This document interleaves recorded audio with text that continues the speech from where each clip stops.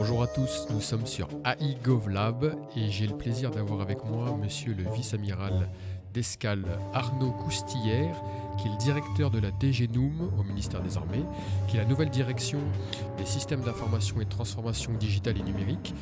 Bonjour monsieur le vice-amiral et merci de nous accueillir au sein de votre direction. Oui, bonjour. On est dans un contexte aujourd'hui de transformation numérique, transformation digitale. De tous les secteurs. L'institution elle-même fait sa propre mue sur le sujet. Est-ce que vous pouvez nous en dire plus ? Oui, bien sûr, et avec plaisir. Depuis son arrivée, Madame Florence Parly a fait de la modernisation de son ministère une très haute priorité. Et dans le numérique, elle se traduit un petit peu par plusieurs grands sujets. La culture de l'innovation, qui est une de ses priorités. La bascule du ministère vers l'appropriation de nouvelles technologies et en particulier de l'intelligence artificielle, qui est un lien fort. Et enfin, l'accélération de la transformation numérique pour que le ministère devienne beaucoup plus performant, beaucoup plus moderne. Et c'est des axes forts. Dans ce périmètre-là, elle m'a demandé de transformer la direction générale des systèmes d'information du ministère, qui existait depuis 2006, en une nouvelle direction du numérique. Voilà, c'était le moment où l'État disposait d'un secrétaire d'État au numérique, là où dans AP22, l'État comptait se moderniser par un plus grand usage du numérique. Donc on est dans ce grand mouvement de transformation numérique qui est très présent aussi dans tous les grands groupes et dans toutes les grandes entreprises. Et en cela, le ministère des Armées ne déroge pas. Nous sommes, comme tout le monde, une très grande organisation.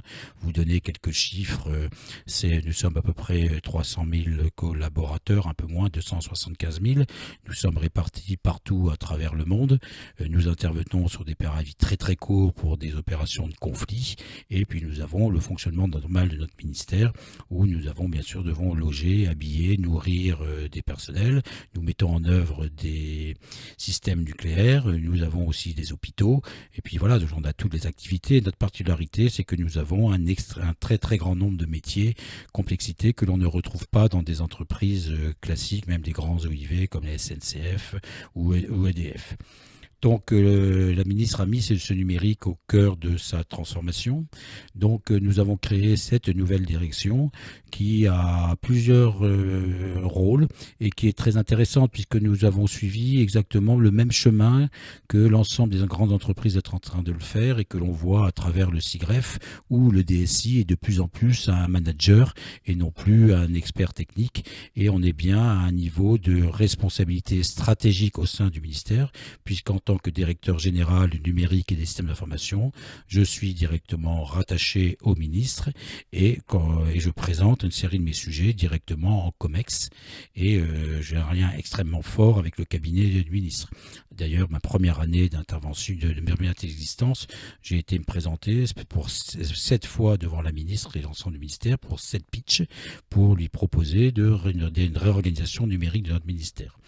Donc la direction générale du numérique, c'est une direction aujourd'hui de haut niveau, placée au niveau stratégique, rattachée directement au ministre. Nous sommes une soixantaine de personnes de tout horizon. Nous sommes féminisés à 30% et j'ai 40% de militaires et 60% de civils dans ma direction.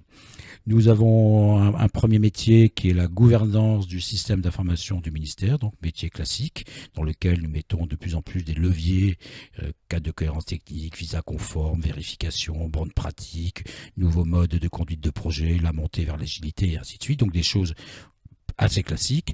Et à côté, je suis, deuxième tâche qui est tout à fait nouvelle, je suis chef d'orchestre de la transformation numérique du ministère. Chef d'orchestre parce que la transformation numérique, c'est avant tout l'affaire des métiers. Parce que c'est les métiers qui connaissent leur processus, c'est les métiers qui doivent être performants, mais pour être performants, il faut qu'ils s'appuient sur un certain nombre de conditions. Donc j'ai à la fois un rôle de chef d'orchestre, donc je dois donner le tempo, je dois donner les partitions qui permettent aux acteurs de jouer, mais je dois aussi les faire jouer et rendre compte à mon ministre que nous avançons assez vite. À côté de ça, nous avons un nouveau métier qui aussi nous est arrivé parce qu'il ne peut pas y avoir de numérique si nous n'avons pas de données. Donc je suis devenu administrateur ministériel des données en partant du principe que les données du ministère n'appartiennent plus aux administrations, mais appartiennent aux ministres, et que dans des tas de secteurs, il y a plus d'avantages à valoriser, partager les données qu'à les conserver à l'intérieur de zones verticales. Donc ce côté-là est très culturel. Et enfin, le chantier, probablement la quatrième responsabilité la plus complexe, bien que les données soient quand même très culturelles, c'est le défi des compétences et la mise sur la table d'un nouveau modèle RH numérique pour le ministère des Armées, sur lequel nous travaillons de façon assez importante, parce que comme tout le monde, nous sommes confrontés à une pénurie de compétences. Donc il faut aller reconquérir ces compétences, soit par du recrutement initial, par de la reformation, du reskilling de nos personnels internes. Et nous allons travailler fortement sur ce sujet. Et nous avons l'ambition de mettre en place en interne au ministère une sorte d'académie du numérique pour arriver à gagner ce combat des compétences. Alors, revenons sur le sujet data, qui est une verticale et un pivot aussi dans cette transformation.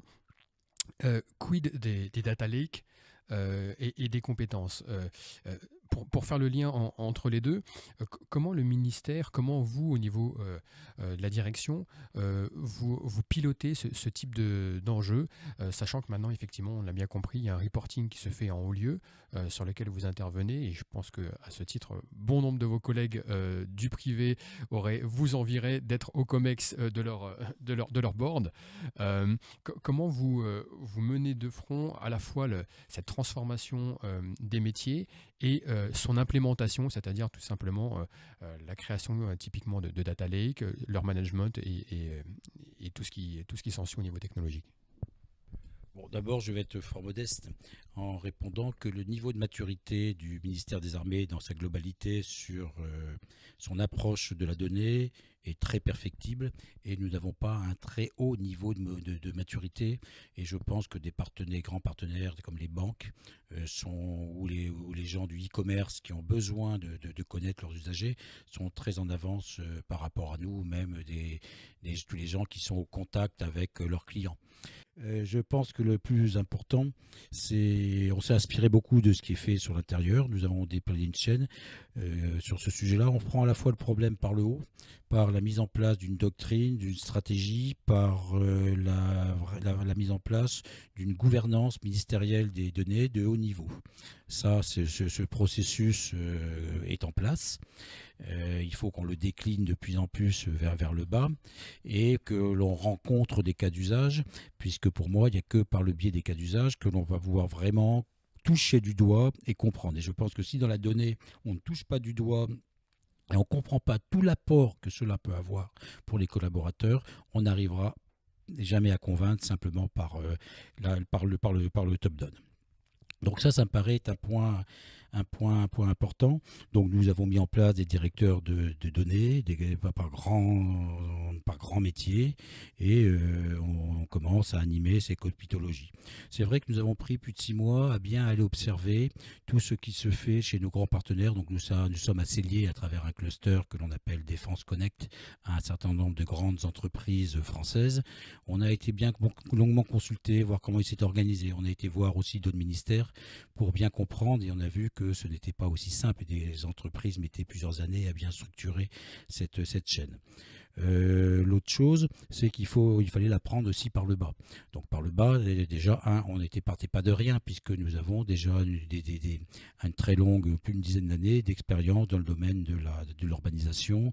Nous avons des zones fonctionnelles, nous avons des responsables techniques de données, nous avons, même si c'était des processus de mise en qualité des données, même s'ils sont très très très perfectibles, mais je veux dire qu'il y a tout un socle très très très qui existe, qui est très sain, et à partir duquel on va bâtir les barreaux bas de l'échelle pour rejoindre les barreaux hauts de l'échelle qui descendent par le biais de la gouvernance. Et le data lake, pour moi, est le point de rencontre de ces deux démarches. Donc le data lake, qui est une forme physique, qui suppose d'avoir de l'hébergement, donc qui suppose d'être capable aussi à terme de monter vers le cloud. Mais le data lake suppose aussi que pour partager, il faut une confiance. Donc il faut une sorte de charte, une sorte d'accord entre le producteur et propriétaire de la donnée et celui qui va la consommer, parce que je te donne mes données, je les partage, ok d'accord, mais qu'est-ce que tu vas en faire, comment tu vas en faire. Donc tout ce côté charte de confiance, nous sommes en train de travailler fortement dessus et je pense que que nous aurons des fortes échéances au mois de juin prochain pour mettre sur la table notre politique. Et quand je dis une politique, c'est une politique instrumentalisée qui est directement applicable. Autre chose, nous développons aujourd'hui des plateformes parce que les données, il faut les décrire, il faut avoir la cartographie de ces données, où est-ce que l'on en est, tout ça, ça se instrumentalise. Derrière, il faut être capable de les exposer, il faut être capable de les remonter, de juger leur qualité et de les mettre dans des zones, des petits data lakes. Donc tout cela, et nous commençons à le structurer, nous en sommes au niveau du POC et du MVP pour profit de différents systèmes métiers. Par exemple, l'agence de reconversion des militaires, qui est un de nos premiers clients. Puis il y en a d'autres, nous en avons plus d'une dizaine sur lesquels nous faisons des MVP de taille réduite, de taille moyenne, à travers ce qu'on appelle chez nous Défense Plateforme. Nous testons des zones, des sortes de data lake, oui, sur des périmètres réduits. Voilà, donc on avance progressivement par le bas et par le haut pour être capable, je pense, dans le courant de l'année, à partir du second semestre 2019, être capable de passer à l'échelle par grands pans. Bon, sans faire de scoop, les endroits où on va investir en premier, où on attend des rendus en premier, bien sûr, c'est tout ce qui sont les données pour les opérations militaires, les données en opération, mais c'est aussi toutes les données ressources humaines du ministère, parce que pour nous, il faut qu'on gagne la bataille des compétences. Gagner la bataille des compétences, c'est le recrutement, recruter rapidement, former, fidéliser. Donc toutes ces choses-là nous demandent d'avoir plus de partage en matière de ressources humaines. Après, c'est tout ce qui est bien sûr la maintenance. La maintenance, on peut penser à la maintenance aéronautique, la maintenance des bateaux, qui sont des maintenances très complexes. Donc là, il faut qu'on structure, et pour pouvoir structurer ça, il faut qu'on apprenne à partager nos données avec nos grands partenaires industriels. Donc ça va être un des axes forts. Et aussi, il y a un troisième domaine dans lequel nous avons un certain nombre d'expérimentations, ou même de produits matures aujourd'hui, qui est toutes les données, qui est toute l'utilisation de processus, y compris d'intelligence artificielle, ou de travail plutôt de data analyst, pour de l'aide à la décision. Et nous avons et là, pour de l'aide à la décision, il n'y a pas forcément besoin d'avoir énormément de données. Avec quelques bons data scientists et des bonnes remontées de données, on est capable de faire des tas de choses. D'ailleurs, aujourd'hui, nous avons des outils d'aide au pilotage sur la fonction financière du ministère qui permettent de rassembler toutes les données, bases de données financières du ministère, puis de les traiter. Mettons la même chose en matière de ressources humaines. Il y a même la même chose qui est mise en place pour l'optimisation des consommations électriques du ministère.